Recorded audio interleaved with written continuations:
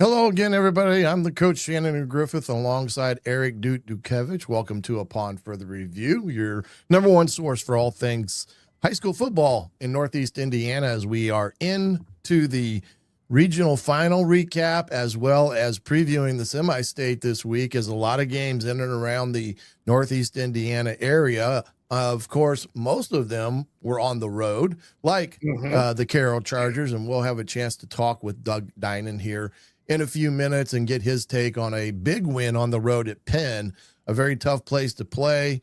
We saw Mr. Freisinger had a day, and we'll talk a little bit about their journey up there and what they can look forward to this coming week as they play Westfield, the Rockies, at home, and what will be a dandy of a semi-state game. Then you look at the game we had on 1380 The Fan 100.9, the Midwest Box Bakes game of the week. The Adams Central Flying Jets and the Eastbrook Panthers, Eric. It was a dandy of a game. Eastbrook races out to a 14-0 lead, basically. Adams Central finally gets on track, gets a score prior to halftime, 14-7 at half. But from that point forward, it was all Adams Central as they were like shot out of a cannon in the second half. And they were very, I would say, tentative in the first half, maybe a little bit too tight. Jamison Roach wasn't quite on, and Bodie Howe from Eastbrook, man, he's a really good player. Love watching that kid play. But overall, a pretty good night there in Monroe, Indiana. But the Adams Central Jets clinch another regional 42-28, and will live to fight again for another semi-state opportunity this Friday. Absolutely. Yeah. Big games all over the area. I mean, what is that? 5 in a row now for Adams Central, 5 regional championships. So they were able to get the job done and, firing on all cylinders at this time of year. It's huge for those teams to be able to do that. We saw that with Carroll, with the comeback they had against, they race out to a little bit of a lead too. Penn climbs back into it, and then Carroll puts it on in that fourth quarter.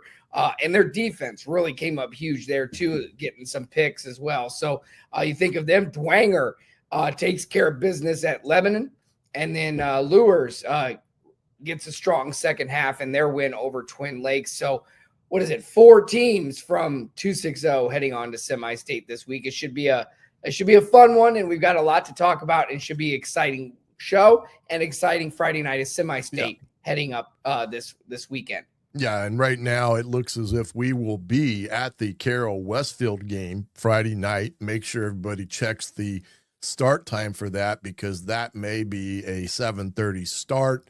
Some of that doesn't come out until later in the week, until all the teams have really finalized traveling and things like that. If I'm guessing, it more than likely would be a 7:30 start. But check your calendars, check with the schools at Carroll High School to double check on that as well. But they're going to have a great challenge this week. We'll have Mr. Dean Pantazzi on the call for 1380 The Fan 100.9 FM, and I will join Mr. Pantazzi in the box to be the color analyst, and Brett Rump will be with the Purdue Fort Wayne Mastodons. Dean, a Hall of Famer. And probably covered you when you played high school football. Yes, I did. 50 years in Fort Wayne. Congratulations to Dean. This is his 50th year. I worked with him at 21 Alive. 50 years in Fort Wayne in broadcasting. He had some years in the South Bend, Elkhart area before that, of course. But tremendous what he's done to our community. Sports, and it's exciting for you to work alongside of him on Friday. Yeah, and one of the things is interesting with Dean is that he was a part of the dynamic duo that actually started in the Fort Wayne area on WoWo with Sports Talk.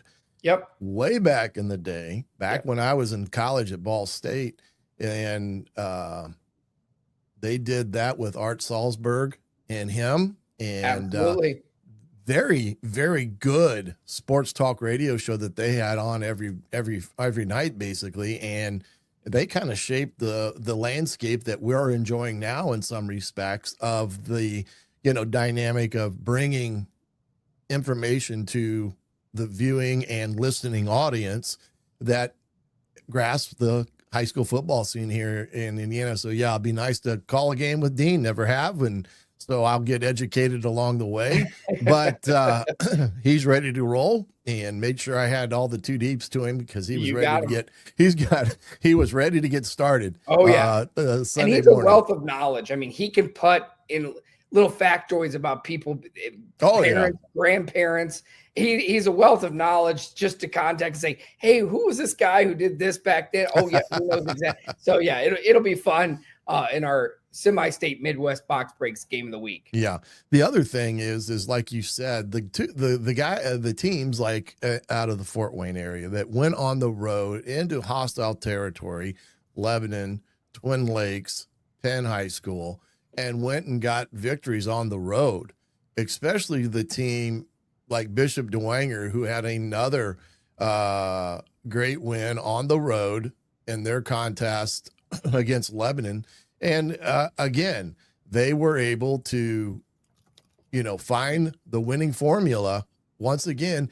How about Henry Jordan? Another big night for the kid that we talked about how important it was going to be for Dwenger to be able to rely on Henry Jordan's throwing ability, because teams were just not going to let them run on them. And they were going to say, I dare you to throw it with Henry. And that's the thing that happened there with Bishop Dwenger. Yeah, absolutely. I mean, if you look at that score with Lebanon, 29-7 at half, Lebanon only scores 27 in the whole game. So mathematically, that game was kind of over by the first quarter or first half. Of course, you got to keep playing, and Dwenger did excellent there. 234 yards on the ground, 2 rushing touchdowns for Henry Jordan, 2 passing touchdowns and 175 yards. So he was firing on all cylinders on Friday night, and another strong showing from Dwenger as they keep things rolling. And, they kind of kept Lebanon in check on the defensive side, 239 through the air with a talented senior quarterback in Chris Hill, but 88 yards rushing. The Dwenger defense came up big time to help lead towards that victory. Yeah, no question. And of course, Angola that we talked to last week, they unfortunately fell to the Kyler McLaughlin kid there at Knox, who had another astounding day. And you had asked about his no scholarship offers at the time last week. He did pick up one. He picked up one from the Ball State Cardinals last Thursday, I believe. So his impressive year has not gone unnoticed, especially with some of those college kids and college coaches. And man, when you throw up the yards he has, you got to go take a look at him because he's a heck of an athlete. Yeah, absolutely. I mean, and he's been getting attention all year long, rightfully so. Big numbers. I think another 400 yards and 4 touchdowns for Miles against Angola on Friday. But a credit to Angola. I mean, that game was only 24-22 final. Yeah, it was a tight ball game. They were in it till the very end. And I think it just goes to show the kind of football that Angola was playing basically the last month to 6 weeks of just comeback football, hanging in there, getting a chance to win at the end. Just came up a little short in the regional, but congrats to Angola on a great season and winning some hardware in the end as well. Yeah, they just came up short, gave them a fight, and did quite well in that ball game. But like you said, just a little short. But right now, let's talk to our guest here this evening as we bring on Coach Doug Dinan from the Carroll Chargers. And Coach, I appreciate you coming to join us this evening. I've played at Penn. I still have nightmares when I played there as a junior quarterback against the Kiesman, Chris Kiesman, the tradition and all that. It's not an easy place to go play and win, but you've had a couple of teams that have gone up there and done quite well in the Penn Kingsman's backyard. And Friday night was no different with a 42-30 regional championship win. I guess the first question is, what a ball game this was, just from a high school football game standpoint. Yeah, it was. You guys hear me okay first? I got you perfectly, Absolutely. buddy. Perfect. All right. Yeah, It's a pleasure to be able to join you guys. And first of all, thank you for your coverage for high school sports and high school football, most importantly. Now, answering your question, Freed Field is a phenomenal place. They've got great atmosphere. We've been fortunate up there. I mean, we're 3-0. I hate to give Penn any fodder or anything, but we're 3-0. Up at Freed Field. The only time that Penn has beat us is in 2011. That's many years ago, and that was at our place. Back before we built a new stadium. So. A great football game. It really was. It was, two good football teams competing, having determination, not showing any quit, having great resolve and making plays when you had to make plays. And that's what it boiled down to in the long run. Yeah. And again, I said this a couple weeks ago. I just kind of felt you guys were playing your best ball here towards the end of the year with what your defense has been able to do. Your offensive running game had been coming along, and you kind of found that rhythm with, you've got Jackson Rhodes, the sophomore, Asher Wagner, who I love as a player, and his ability to flip over and, carry the ball. And then, of course, Gabe Freisinger, young man that took over for a gentleman that's in the Big Ten at Iowa, Jimmy Sullivan, who was Mr. Everything. And this kid steps in where the stage was not too big for him. And I just love the compete in this kid and what he was able to put together this year. Throwing the ball, he's been sensational. He throws for 424 yards at Penn.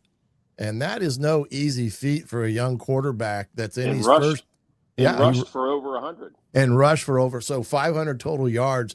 That's no easy feat for a first-year starting quarterback to go, like we talked about, to Penn and do that in their backyard. But there hasn't been a stage this year that has been too big for this young man. Talk about Gabe and his development, this season, taking over for Jimmy, all the things that I'm sure the kid was hearing leading up to this year about, does he have the ability to do what Jimmy did? And I don't think there's any doubt when we talked in the summer that this young man had a bright future there as the Carroll Chargers quarterback. Well, first of all, Gabe is a tremendous character. He has tremendous character. He is a great student athlete. He's a 4.1 student.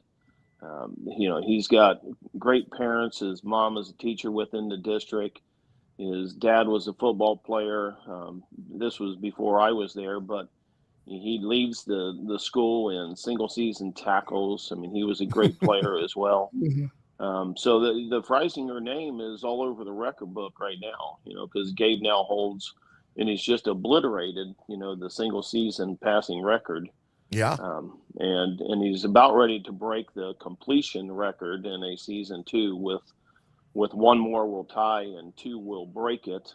So that'll happen, pretty quickly.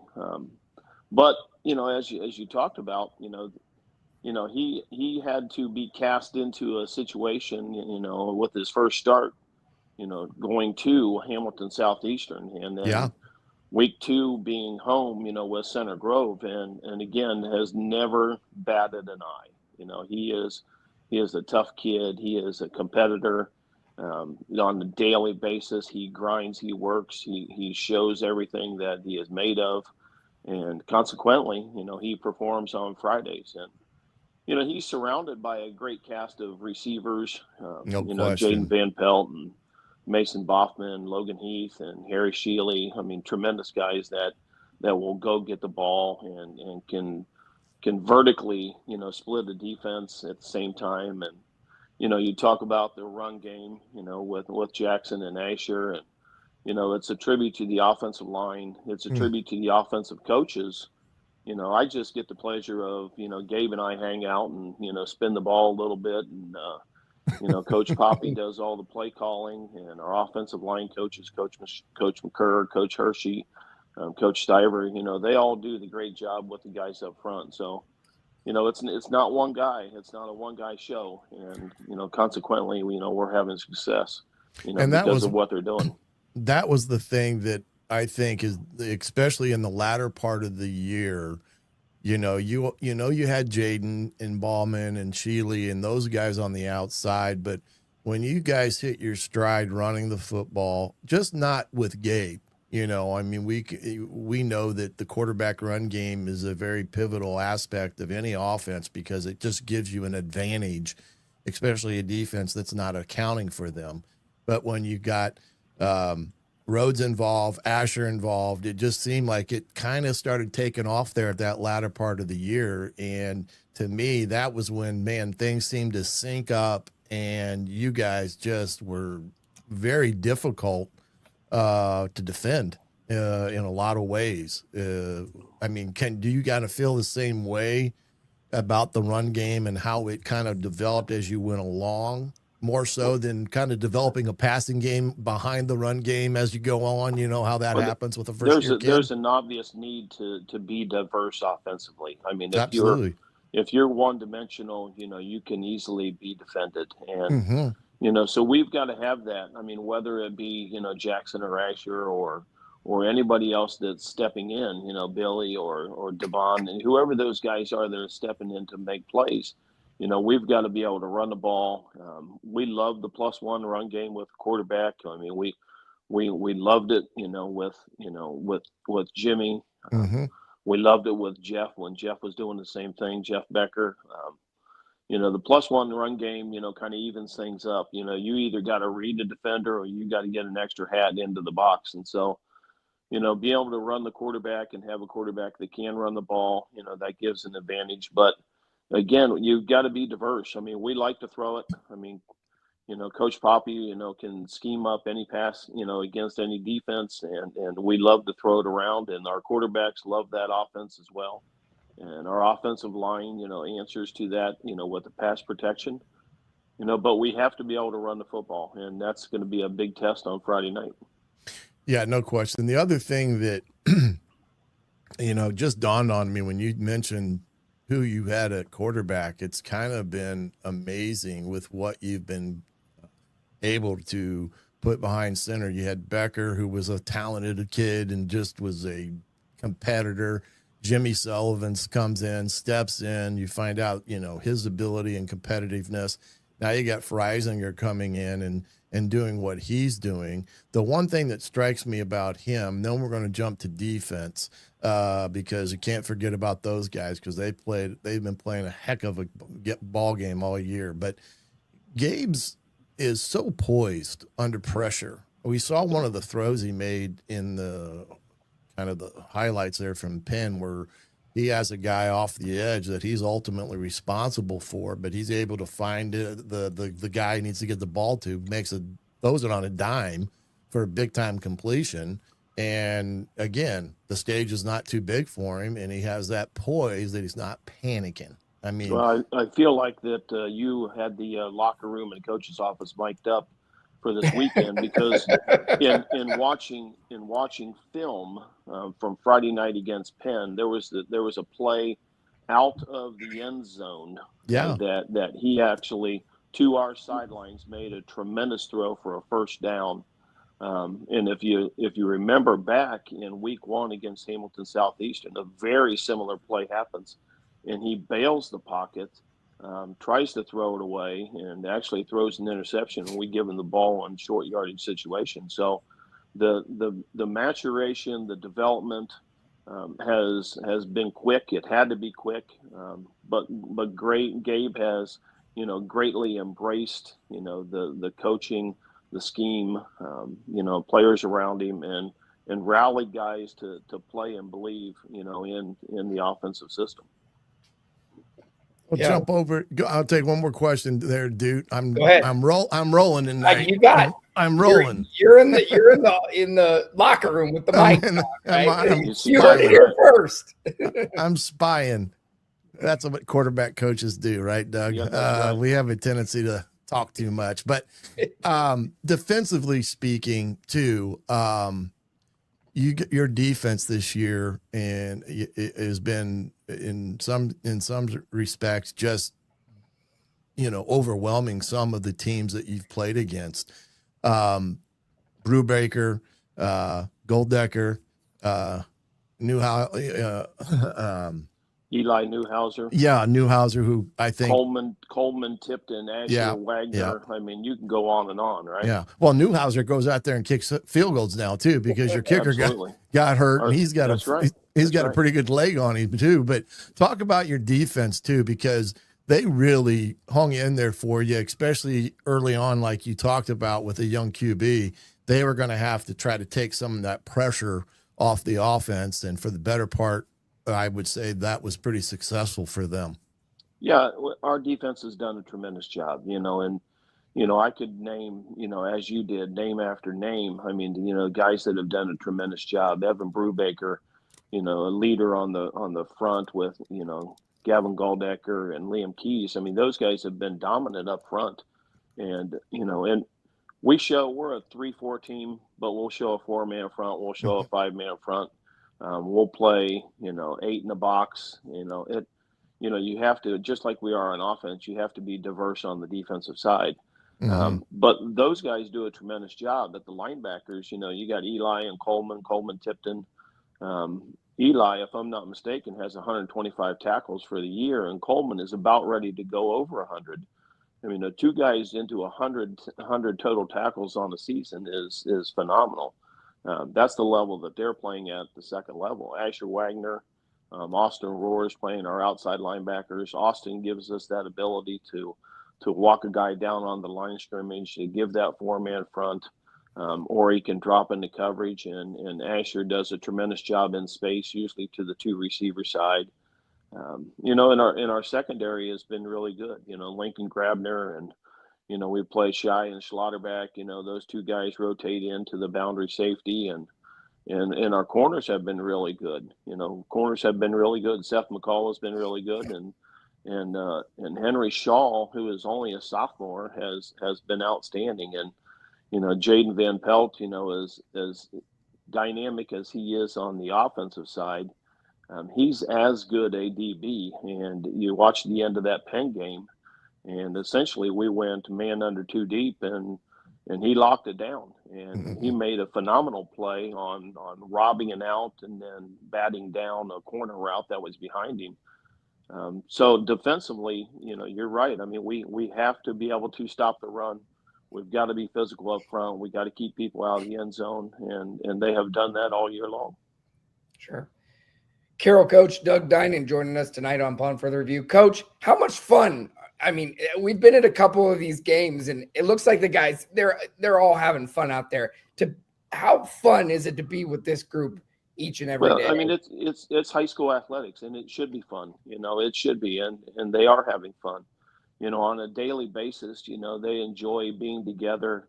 The culture in the locker room is set by them, and they do a tremendous job of being great teammates, of working together, and setting the culture for young guys that are coming through. And it's enjoyable. It really is. I mean, on a daily basis, we get the opportunity to go out there and hang out and practice and play ball. And we're doing it now in the semi-state. The picture that you're showing was from this last week. That happens to be on Monday, and there was about 3 inches in snow, and they were having a great time. And there were snowballs flying all over the place, and we had to shut that down so we could get some practice going. But Tuesday we got it cleared off, and it was a cold week. It was a week that you had to be dedicated and focused and battle through, because the conditions were tough. But our kids persevered. Sure. Next up for you guys, Westfield, a really strong program, another big boy in the state of Indiana. As preparations get ready for them, what some of the things you're keying in on, what are you looking at as a coach for this Westfield team coming out on Friday? Yeah, I mean, it's semi-state, right? I mean, there are 4 teams left in the state in 6A, and every team's going to be good. You got Brownsburg and Warren Central out of the south, and and us in Westfield out of the north. And Westfield's a very, very, very good football team. I mean, they played for a state championship last year versus Brownsburg, and probably should have won that game. Brownsburg made some plays. The special teams came up big, and the Fry kid, the quarterback at Brownsburg, made some plays when he had to make plays. And but Westfield is as they were last year. I mean, they're big. They are a run dominant team. They play great defense. They're long and big on the defensive side, and and for us to be successful, I mean, we got to do what we do. I mean, it's we're not changing the plan. I mean, the plan is the plan, and the process is the process, right? And we got to continue to do what we do. We got to be able to spread the ball out. It's Gabe and it's Jaden and Mason and Harry and Logan and all those dudes. I mean, get them the ball and work in space and be efficient, use our tempo, and do all those things that we try to do well on a weekly basis. The big game atmosphere, Carroll, you guys have been there quite a bit now. You went down to Indy, for state a couple of years back, and that for you guys, the ability to have that time and time again, kind of that tradition of being able to get back to those plays. How has that benefited your program when they get into these big late games in November, semi-state regionals, that kind of stuff, where they've been there, so that part of it, they're used to it? I kind of look back, and we talk about this a lot in the program, because there's been a delineation between being average and being elite. And, I'm not saying that we're elite, but we're a lot better than what we were then in the, around 2015, 2016, 2018, around there. And I think a lot of it is, that's the schedule that we're playing. In 2021, we played Westfield for a regional regional championship, yes, and they beat us up here at our place, and that's the only time that we've played them. But since then, we've played Indy schools. We've played in the state championship. We played against Hamilton Southeastern and Warren Central and Center Grove, and and the conference within itself is difficult, playing against teams like Homestead and Snyder and Dwenger and Northrop, a resurgent team this year, and Northside. Finding some very good seasons here in the recent future.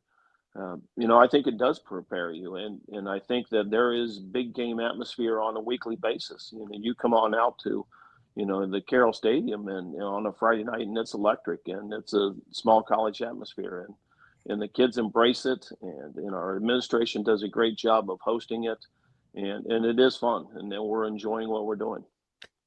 Hey, Doug, when I look at this Westfield team, it looks like they play a couple quarterbacks. One's a sophomore, Yep. Melvin, and Grabowski is the other young man who's Correct. a senior. They've combined to throw for almost 1,800 yards. And, man, they also have that plus running game, it looks like, with Grabowski. He's the second leading rusher, I believe, with 547 yards. Kind of like you guys in a lot of ways offensively, because they also have that got to be able to spread it around mentality. They've got 3 or 4 kids that can, go out and run routes and catch it. So is this offense that you're going up against Friday night similar in terms of what you faced outside of going against yourself? Yeah, I mean, they're obviously a run dominant team. I mean, they want to run the football. I mean, they're going to play in, at least 11 personnel. They're always going to play with the tight end. I mean, sometimes twice, sometimes 2, and and 12 personnel. But they do as well, like the +1 run game with the quarterback. They'll throw it, but they're going to run it, a large more percentage of the time. It's like teams that we have played against. I mean, it's like, Dwenger, who is still having success. I mean, they're a run dominant team that they will, complement the run game with the pass. Center Grove, much the same. I mean, they're going to play with, a couple tight ends, and they're going to run the ball extremely well, and they're going to complement the pass with it. And Hamilton Southeastern was the same way. Unfortunately, they lost their quarterback, who was a tremendous athlete, that played against us week 1. But, yes, we have seen, these types of offenses. This is probably the best, outside of Center Grove, the overall best offensive line as an entire unit that we'll probably face all year long. So, you know, it's a challenge without question. Without question, it's a challenge. And it looks like defensively they're pretty much a senior latent team, junior, senior latent team, and we know how that is important. But if I'm reading the max preps right, they've had 41 sacks on the year, and 12 of them has come from I guess it's Ambrose Boyles. Yep. Correct.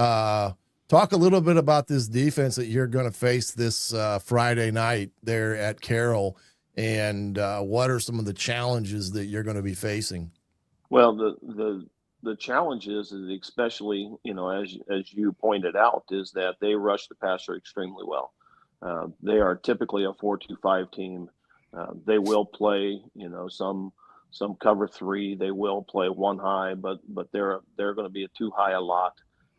In passing situations, they're going to have 3 down, drop 8.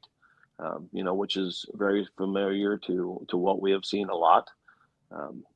But, you know, they get after it. You know, they're long, they're big. Their defensive line is good size.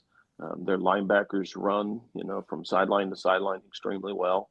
And they got cover guys, you know, that can get after it and play too. I mean, you know, Cato June's son, you know, playing corner, number 11. I mean, you know, that's a dude in the NFL. I don't know. You can get better tutelage than your dad teaching you how to play the game when you played in the league. So I mean, they've got players on both sides of the ball, absolutely. And these are guys that, again, that played in the state championship last year, you know, and I'm sure that are very hungry to get back there and to repeat and to win it, I'm sure. But, you know, we're going to do everything we can to eliminate that situation for them. Well, so what you're telling me is staying on schedule Friday night will be the utmost important thing offensively, because it sounds like you do not want to get in 3rd and long too much with these cats.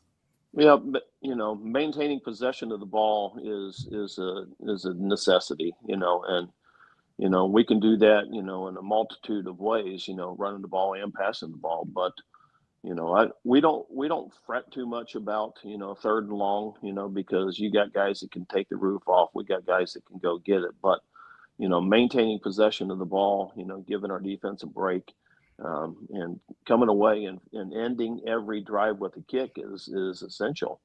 And, you know, we want to get as many points on the board and score as quickly as possible. Well, Doug, I appreciate you joining us here this evening here on Upon Further Review, giving us some of the great insight of what you're going to face on Friday night, but also cluing us in on the big win up at Penn. Much success Friday night. We'll be there covering it on 1380 The Fan, 100.9 FM. And quick question, is that going to be a 7:30 start, or do you know? 7:30. Yep. Okay. 7:30. So a there you go. 7:30 start there for the Carroll Chargers versus Westfield. Doug, great having you, and best of luck Friday night. And we look forward to watching you boys play again. I appreciate it. Thanks, Shannon, Eric. Thank you guys very much for all the coverage and everything you guys do. Doug Dinan, head football coach at Carroll High School, plays Westfield on Friday night. We're up against a hard break, so we'll be right back with more of Upon Further Review right after these messages here on 1380 The Fan, 100.9 FM. Welcome back here on 1380 The Fan, 100.9 FM. Upon Further Review, just got done talking with Doug Dinan from Carroll High School. Very informative talk session, as Duke would say, that we coaches took over there. But alongside I was just Eric, a fly on the wall, with a kind of a bad voice this week. So I was letting you guys just have your coaching moment. Offensive coaches too, on top of it. That's right. Well, Eric Dukevich, I'm the coach, Shannon Griffith, and we and Doug go back. Of course, his days at Snyder, well documented with Kurt Tittman and the success there, and then of course what he's done at Carroll since he's taken over has been really phenomenal. But we would talk quite a bit about the +1 run game and how that is such a beneficial thing to have in today's game, because it forces defenses to account for that quarterback. And if they don't, you are probably going to put some yardage between you and them in the game. But they got a tough one. I mean, no class 6A. They have Westfield and Shamrocks. I said Rockies earlier. That's Plymouth. I'm sorry, Yeah. Westfield, but the Rocks, and you talk about a stadium, they got a heck of a stadium as well. But that's going to be a big one against Westfield. They're a very good football team. Sacking Ratings has it about 11-point differential when you think about it. And so big one there. They, in the winner of that game, will take on Warren Central and Brownsburg, two other powerhouses in and around the state. Brownsburg, especially, they're undefeated. And that's going to be a big, those are the two big time matchups in the semi-state. So some good games Friday night with that one, Eric. Yeah, absolutely. Well, and you know, we hear it every week, and Coach Dinan mentioned it.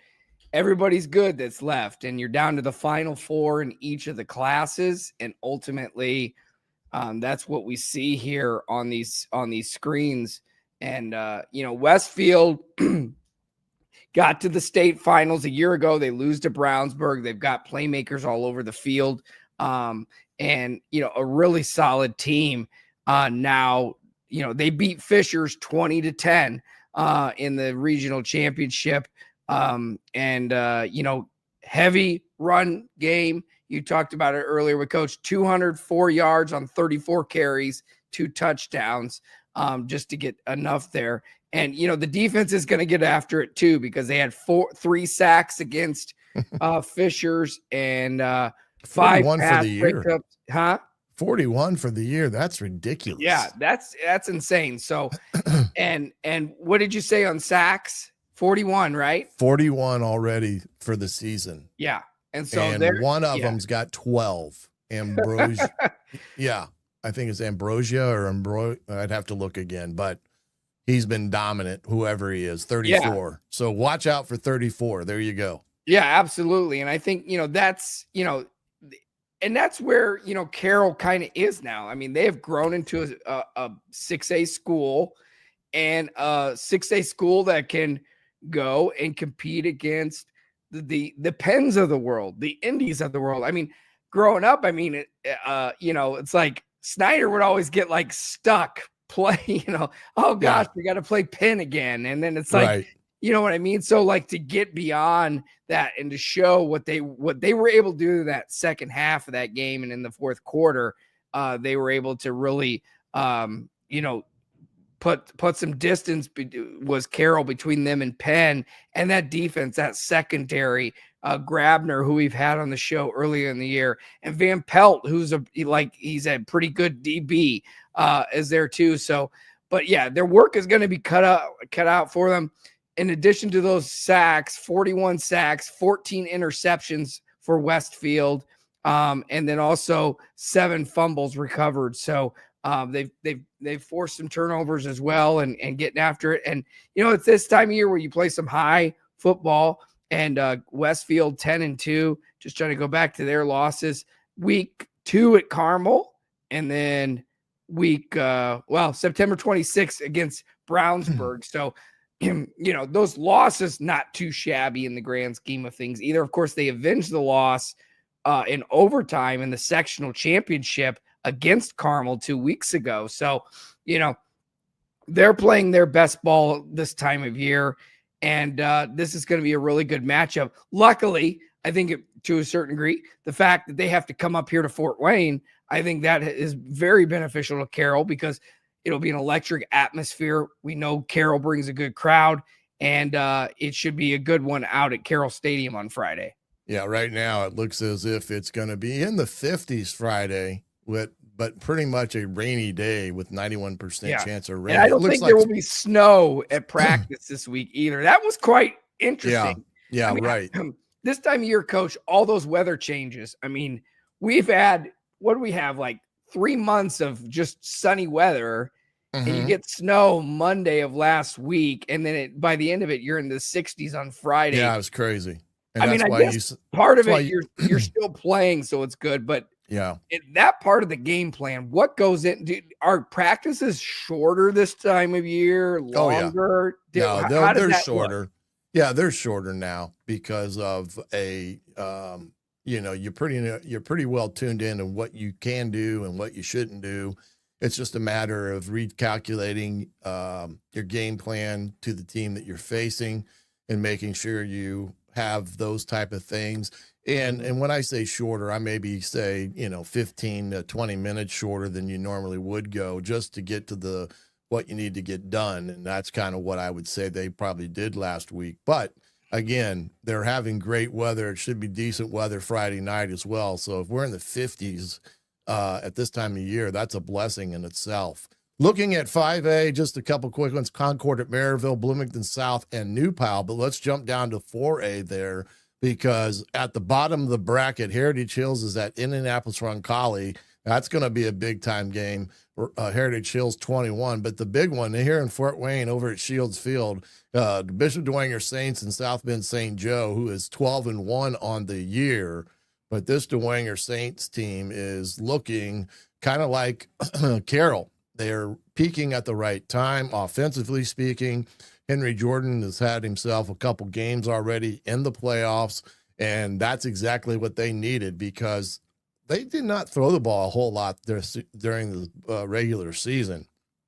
And I don't know if that was to keep him more protected and not put him in jeopardy. But I'm talking Henry Jordan, that is the case. But 100 some odd yards Friday night, another good game for him as well. And the defense is rolling. Yeah, absolutely. And they've rolled all year long as that Dwenger defense and what they were able to do. And I think they probably got a favorable matchup in Lebanon. They did have to go on that road trip down about 2 hours away, but ultimately Dwenger has continued to play big all year long. They got Gus Tippmann back a couple weeks ago, who's just another added element of that kind of that running back by committee that they have. But also too, Dwenger is what the situation. They have not been in this situation for a number of years. I mean, they've had a couple down years, 6-6, and early exits, and shut out by East Noble a year ago. So to see what they have done throughout this season has been pretty impressive from those Dwenger Saints. Now they play another Catholic school within the diocese, South Bend St. Joseph, and who's a really good team. They're the Huskies now. It used to be the Indians. They went through some rebranding up there, but ultimately two good teams in Class 4A in the North, and Dwenger's defense, I think that's what they've hung their hat on all year long. They're going to have to do it again here with a chance to punch their ticket to Lucas Oil. Yes, and Dwenger leads the all-time series in the tournament against them, 3-0. The last matchup, 2015, Dwenger won 41-7. So the two teams that are, like you said, same diocese, but also same familiarity with each other because of their tradition and things of that nature. Dwenger's, defense last week, 88 yards they held Twin Lakes to rushing. And offensively, they were all at 398 total yards. So a tremendous game from the Dwenger Saints as Coach Garrett has his boys rolling along. In 3A, we look at the Knox at Bishop Lures on Friday night. Just a key reminder here, the Carroll game versus Westfield is a 7:30 start, as is Knox at Lures, a 7:30 start. So I encourage you to double check the websites, everything, so you know exactly what time kickoff is. But Knox at Fort Wayne Lures, you got a team coming in that's 13-0. Lures, of course, 8-5, but that's a deceptive record based upon who they play. And right now, this will be the biggest test for the Lures defense, as they will go up against Mr. McLaughlin in this game on Friday night. And they're going to have to stop him somehow, some way, because he right now is unstoppable. And I don't think you stop a kid like that. You got to find ways to contain and control what he does against you, not let him run rampant. Yeah, and really score more. I mean, that's what it amounted to. I mean, we talked about it earlier in the show. They played Angola last week, and realistically, Angola hung with them most of the game. I'm trying to pull up the stats there. I think the final 25-22 was it? I believe. The final score was 28-21. 28-21. I was thinking, okay. and it was a 22-21 halftime lead for Knox. Yeah, so just one touchdown in the second half in the fourth quarter by Knox to win the game, and they go for a lot of 2-pointers and stuff like that. So the math kind of comes out weird in some of these games, but Angola was there and was able to slow him down a little. I mean, he still got his numbers. That's the thing. But on the scoreboard side of things, like Angola was in that in the end. So if you give yourself a chance and hang with him and try to slow him down as much as you can, that's the key here. But Knox undefeated. Miles McLaughlin over 4,000 yards. He now has the national record for touchdowns in a season. And I think mathematically, I was talking to someone, this game against Lures, he could set the all-time national yardage record for a career, I believe. So I don't think there's every week it's a new record that he's breaking. He's already broken Derrick Henry's season record and all of that for nationals. So I think he's going for the national record, which could be done here in Fort Wayne, Indiana on Friday night, regardless of the outcome of the game. But Lures defense will have their hands full, but I think there again, the ability to play against some pretty stout running teams in the SAC and all of that, what they were able to do against Mississippi, a heavy running team. But this is just a different type of run game that you have to experience. But I think Angola showed that they were up to the challenge and did pretty well against as much as they could, as far as, okay, he's going to get his, but limiting everybody else. Lures, they're just going to have to find a little bit more offense to knock them off. And 14-7 win a week ago, they're going to have to get a little bit more offense to beat Knox. Yeah, no question. Moving right along here as we go down the semi-state matchups for Friday night, now down to 2A. Adams Central travels to Andrean. The 59ers, hard place to go play. Mm-hmm. Very good. They're an hour behind us, so they are on your true Central time. They're a team that's rushed for over 2,000 yards and thrown for almost 2,000. Elish, the senior, is their leader at quarterback, almost completing 70% of his passes on the year. But they also play two quarterbacks as well. So they got two-headed monster there, but it looks like a team that's very well represented in terms of athletes, and their leading receiver, Bo, has over 1,000 yards in reception. So this will be a tough one for Adams Central, but I will say this again. They are every bit as good as we know they are, even with stumbles here and there against Eastbrook. They found a way to really rock it on the second half on Saturday or on Friday. And I think you said it on the broadcast on Friday. I don't know what Coach Mosier's halftime speech was, but they came out there rearing to go and really took that game over in the second half. And I think ultimately, if you look back, these two teams played a year ago at Andrean in the semi-state, final score 20-13. That was Adams Central's closest game all year long. Outside, They did lose to Garrett in week 1, but I mean, all things considered, at least, especially in the postseason, I mean, 35-7, 35-8, 41-19, even the state championship game was a 40-point victory for Adams Central. They had to get it done 20-13 a year ago. That was the first time these teams ever played. This will be the second time. So Andrean, a storied tradition, has been there a long time and found success. They're, again, a team that is used to playing late into November. They won the state championship.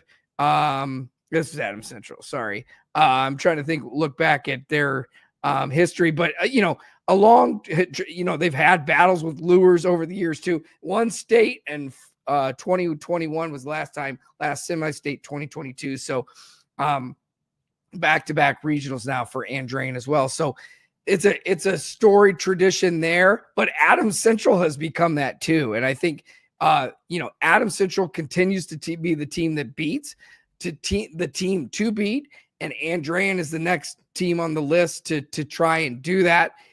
Yes, it is a long haul to Andrean outside of Maryville near Gary, Lake County, but ultimately Adams Central has shown that they can get the job done. And, I think they have those playmakers and just it seems like they find somebody new. It's Joey Everett, and then it's Miller, Jamison Roach, their quarterback. So they've got a lot of firepower.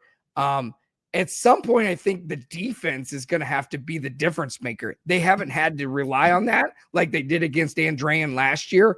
I think the defense at some point, this may be that game where the defense balls out and kind of steals, so to speak, some of the headlines from that offense.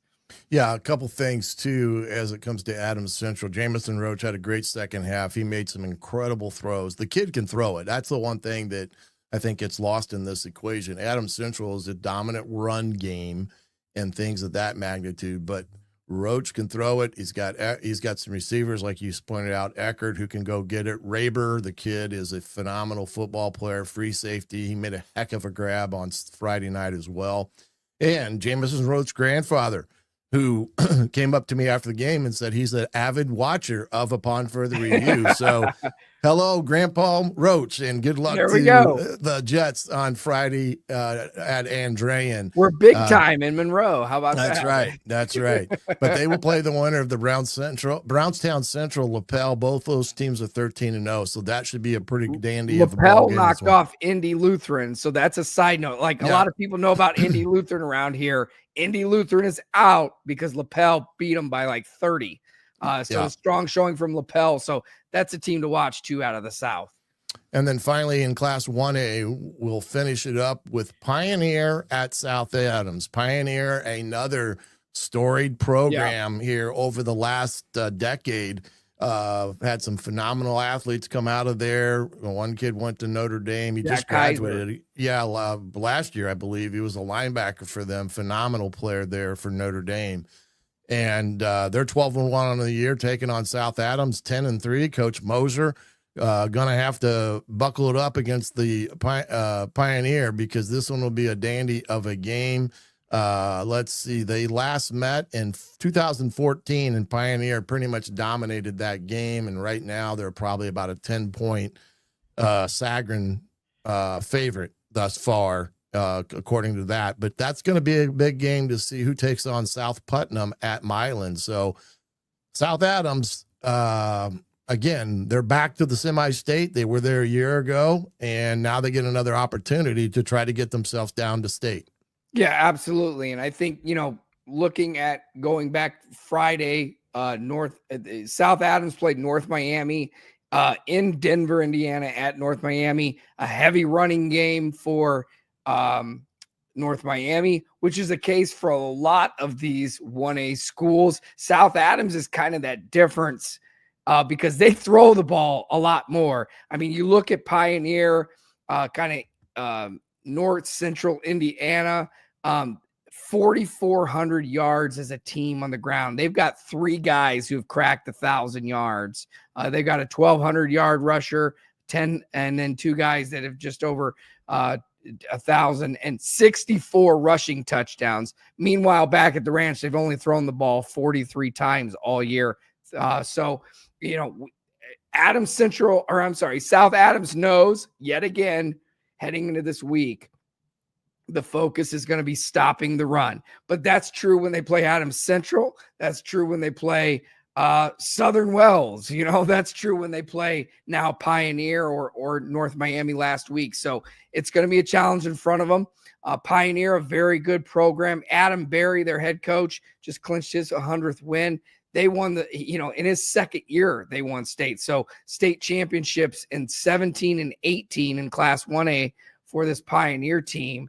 And so in 100, this coach, Adam Berry, 100 wins at Pioneer, and 2 of them are state championships. So it goes to show this storied tradition Pioneers become, because you think, they're a little school, rinky-dink school, maybe out there in the middle of nowhere, which is all true.